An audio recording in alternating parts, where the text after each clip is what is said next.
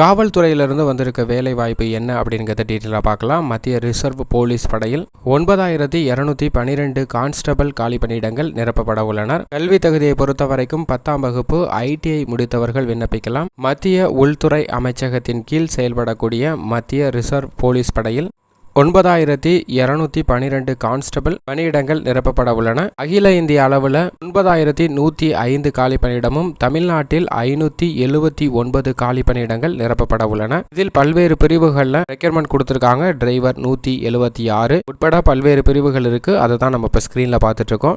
சம்பளத்தை பொறுத்த வரைக்கும் 21,700 ரூபாயிலிருந்து 69,100 ரூபாய். வயது வரம்பை பொறுத்த வரைக்கும் 1/8/2023 அடிப்படையில் 18 23 வயதிற்குள் இருப்பவர்கள் விண்ணப்பிக்க வேண்டும். SC/ST பிரிவினருக்கு 5 ஆண்டுகளும் OBC பிரிவினருக்கு 3 ஆண்டுகளும் தளர்வு வழங்கப்படுகிறது. கல்வி தகுதியை பொறுத்த வரைக்கும் குறைந்தபட்சம் 10ஆம் வகுப்பு தேர்ச்சியுடன் ஏதாவது ITI பாடப்பிரிவில் படித்திருக்க வேண்டும்.